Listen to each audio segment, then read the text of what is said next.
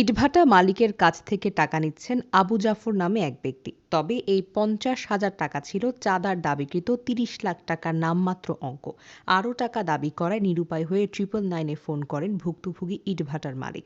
পরে পুলিশ ঘটনাস্থলে গিয়ে তাকে গ্রেফতার করে থানায় নিয়ে যায়। সোমবার দুপুর ১টায় ঘটনাটি ঘটে রাউজান উপজেলার আলীখিল এলাকায়। সূত্রমতে, নিজেকে বিএনপি নেতা পরিচয় দিয়ে পরিবেশ বান্ধব রাউজান ব্রিক্স ম্যানুফ্যাকচার ইটভাটায় ৩০ লাখ টাকা চাঁদা দাবি করেন আবু জাফর।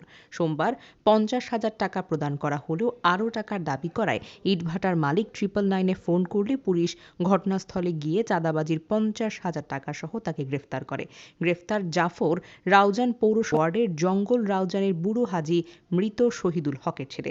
ভুক্তভোগী ইটভাটার মালিক SM শহীদুল্লাহ বলেন, আবু জাফর ফোনে ইটভাটা করতে হলে তাকে চাঁদা দিতে হবে। কোনো ঝামেলায় না গিয়ে তাকে ২ দফায় ২০,০০০ করে টাকা দেয়। পরে তিনি ৩০ লাখ টাকা চাঁদা দাবি করে বসেন। সোমবার তিনি ইটভাটায় এলে তাকে ৫০,০০০ করে টাকা দেয়। তখন তিনি ৫ লাখ টাকা কমিয়ে ২৫ লাখ টাকা চায়। নিরুপায় হয়ে আমি 999-এ ফোন দিলে পুলিশ ঘটনাস্থলে আসে এবং তাকে গ্রেফতার করে। তিনি 10/11 মামলার আসামি। এলাকার নীতি তার বিরুদ্ধে 11 না 12 মামলা আছে। প্রত্যেকটা মানুষের হাতে চাঁদাবাজি করে কিছুক্ষণ ওর নাম কিছুক্ষণ এর নাম এলে হয়ে যায় ও মানুষের চাঁদাবাজি করে। আমি দৃষ্টান্তমূলক শাস্তি চাই। স্থানীয়দের দাবি, জাফর কখনো পুলিশের সোর্স, কখনো বিএনপি নেতাদের পরিচয়ে চাঁদাবাজি সহ বিভিন্ন রকমের অপকর্ম করতেন। কথায় কথায় ভয় দেখাতেন। মামলা মোকদ্দমার জাফরের বিএনপির কোনো পদপদবি নেই বলে জানিয়েছে রাউজান পৌরসভার ৯ নম্বর ওয়ার্ড বিএনপির সাধারণ সম্পাদক জসিমউদ্দিন। উনি কোন কমিটিতে আগেও ছিল না, কোন কমিটিতে বর্তমানও নাই, কোন কমিটিতে নাই। ওর কাছে সব এখানে সবকিছু আছে। উনি যে জমিতে পারবে ছিল ইয়াতে ছিল বিদেশ থেকে, এই বিদেশ থেকে আসছে আইসা মানে এখানে এগুলো শুরু করে দিয়েছে, টাকা করতেছে।